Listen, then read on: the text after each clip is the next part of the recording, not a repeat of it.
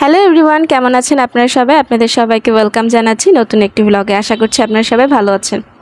তো এখানে সকালবেলা আমি চলে আসি আমার মামুনির গার্ডেনে। এখানে আমাদের অপরাজিতা গাছে নতুন কয়েকটা ফুল ফুটেছে, এগুলো আমি তুলতে আসছি।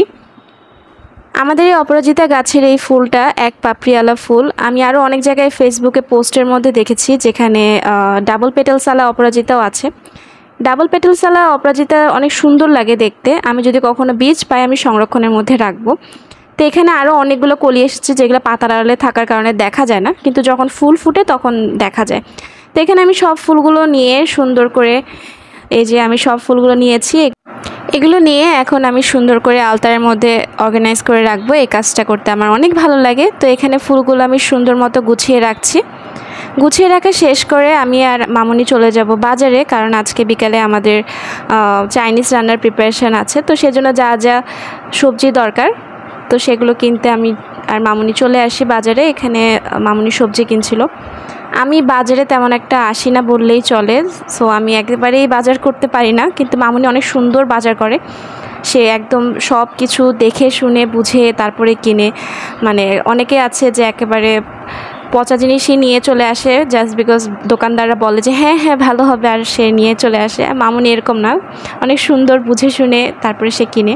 তো এখানে আমরা একটা সবজি কিনা শেষ করে আসার সময় একটা দোকানে দেখছিলাম যে তাল বিক্রি করছিল। তো এখান থেকে আমরা দুটো তাল নেই। তাল নেওয়া শেষ করে বাসায় চলে আসি। আসার পরে যে এখানে যা যা সবজি ছিল ফ্রিজে সেগুলো আমি সুন্দর করে কেটে ধুয়ে পরিষ্কার করে পানি ঝরাতে রাখবো। তো এখানে আমি সুন্দর করে সব সবজিগুলো ধুয়ে নিচ্ছি। ধুয়ে এখন আমি পানি ঝরাতে রেখে দিব। অ্যাকচুয়ালি একটা জিনিস আমি নোটিস করেছি যে কখনো আউটসাইড ব্লগ করতে গেলে যখন রেকর্ড করা হয়, আশেপাশে কেউ যখন দেখে যে রেকর্ড করা হচ্ছে, তারা মানে খুব কিউরিয়াসিটিভাবে তাকিয়ে থাকে যেখানে কি হচ্ছে না হচ্ছে দেখার জন্য। তো এখানে আমি সবজি টবজি কেটে রেখে দিয়েছি। তারপরে পাপা আমার শ্বশুর উনি সামোসা বানাবেন, যার কারণে উনি চিকেন শ্রেড করে রাখার জন্য ওখানে বয়েল করে রেখে দিয়েছে। তারপরে মামুনি বলল যে তুমি একটু ধনেপাতা আর পুদিনা পাতা আমাকে ধুয়ে কুচি করে কেটে দাও, যেহেতু তুমি অনেক সুন্দর করে কুচি করতে পারো। জানি না অনেক সুন্দর করে করতে পারি কি না, তবে আমার কুচিগুলো অনেক সুন্দর হয়, এটা অনেকেই বলেছে। তো এখানে তাই করছি।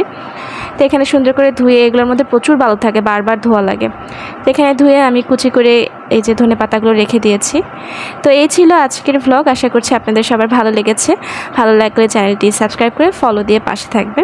তো এখানে পাপা প্রিপারেশন নিচ্ছে সামোসা বানানোর। এই ভিডিওটি আসছে খুব শীঘ্রই। চ্যানেলটি সাবস্ক্রাইব করে ফেসবুক পেজে ফলো দিয়ে পাশে থাকবেন।